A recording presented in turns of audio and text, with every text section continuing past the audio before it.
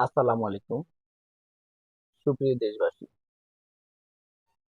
আজকে বরাক্রান্ত দুঃখ নিয়ে আপনাদের মাঝে উপস্থিত হয়েছি। আমরা কোন দেশে বসবাস করি? মাঝে মাঝে ভাবতে হয়, ঘৃণা লাগে।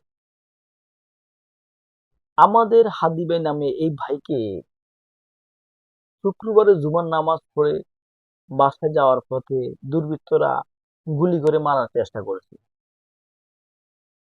সবাই ওইদিকে আত্মহারা।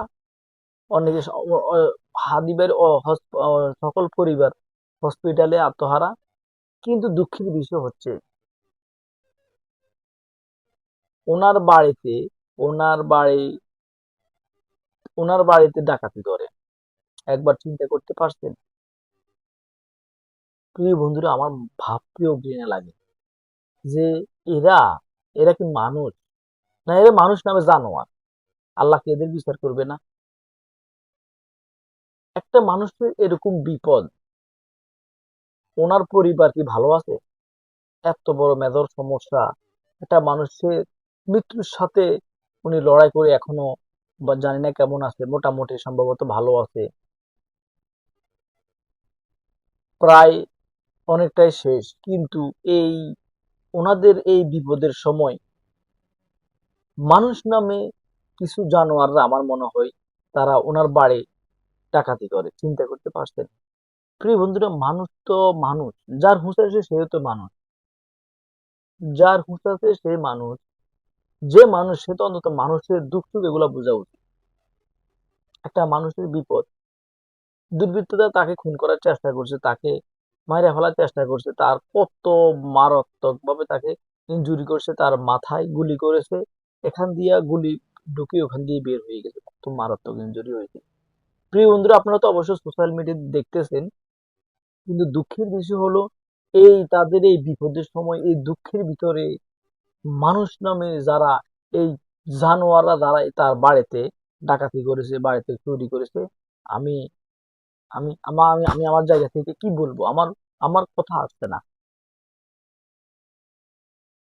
শুধু আমি আল্লাহর কাছে একটা জিনিস বিচার দিব, যে আল্লাহ তুমি তাদেরকে হেদায়েত দাও, তাদের বিচার করো। যদি তাদের কপালে যদি হেদায়েত না থাকে, তাদেরকে ধ্বংস করে দাও। কারণ কারণ এরা মানুষ, এরা মানুষ না। এদের এদের এরা মানুষ নামে পশু হয়ে গেছে। একটা পশু কখনো পশুকে এইভাবে জঘন্যতম আঘাত করে না। আঘাত করে, আঘাতের পরে আবার আঘাত করে না। শুধু আমরা আল্লাহর কাছে দোয়া করব, আমাদের হাদি ভাইকে আমাদের মাঝে আবার আল্লাহ ফিরিয়ে দেখ, এবং এই সমস্ত জানোয়ারদের, যাতে করে আমাদের দেশের আইন শৃঙ্খলা বাহিনী, আমাদের দেশের দায়িত্বশীল যারা আছেন, তারা যাতে করি সুন্দরভাবে দৃষ্টান্তমূলক শাস্তি দিয়ে এদেরকে, জাতিকে যাতে বুঝিয়ে দিতে পারে যে এই দেশে, এই বাংলার জমিনে, এই পীর আউলিয়ার জমিনে, এই আমাদের স্বাধীন বাংলাদেশে যাতে করে কোনো দুর্বৃত্ত স্থান হবে না, এবং কোনো চাঁদাবাজের স্থান হবে না, কোনো সন্ত্রাসের স্থান আমাদের বাংলাদেশে হবে না। এবং আমরা এই আমাদের আইন শৃঙ্খলা বাহিনী, বিশেষ করে আমাদের দেশের দায়িত্বশীল যারা আছে, তাদের কাছে একটাই দাবি, এই জানোয়ারের দৃষ্টান্তমূলক শাস্তি চাই। এই জানোয়ারের দৃষ্টান্তমূলক শাস্তি দিয়ে আমাদের বাঙালি জাতিকে অবশ্যই বুঝিয়ে দিতে হবে, বাংলাদেশ একটা পবিত্র স্থান, বাংলাদেশ পীর আউলিয়ার দেশ, বাংলাদেশ স্বাধীন একটা দেশ।